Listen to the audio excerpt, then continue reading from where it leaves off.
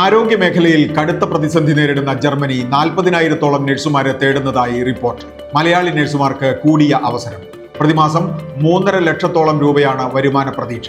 ഇതിനിടെ +2 കഴിഞ്ഞവർക്ക് ജർമ്മനിയിൽ സ്റ്റൈപ്പൻഡുള്ള സൗജന്യ നഴ്സിംഗ് പഠനത്തിന് അപേക്ഷ ക്ഷണിച്ച് നോർക്ക റൂട്ട്സ്.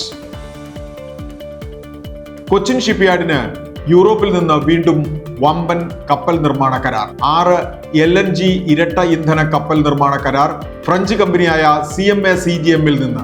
ഓർഡർ മൂല്യം 3000 കോടി രൂപ. ഇന്ത്യയിൽ 10 കോടിയിൽ പരം പേർ ഒരാഴ്ച ChatGPT ഉപയോഗിക്കുന്നുവെന്ന് വെളിപ്പെടുത്തി സാം ഓൾട്ട്മാൻ.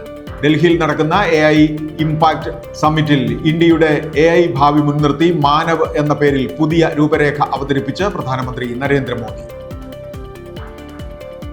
നിർമ്മിത ബുദ്ധി കേന്ദ്രീകൃതമായ ഇന്ത്യയിലെ ആദ്യ വൻകിട ഡാറ്റാ സെന്റർ സ്ഥാപിക്കാൻ ഓപ്പൺ AIയുമായി പങ്കാളിത്തം പ്രഖ്യാപിച്ച് ടാറ്റ ഗ്രൂപ്പ്. തുടക്കത്തിൽ 1000 മെഗാവാട്ട്സ് ശേഷി, പിന്നീട് 1 ജിഗാവാട്ടായി വികസിപ്പിക്കും. $5000 കോടി നിക്ഷേപം.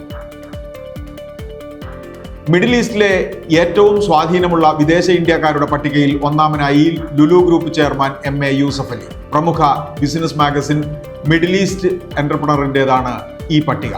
ബിസിനസ് വാർത്തകൾ വിശദമായി അറിയാൻ ധനം online.com.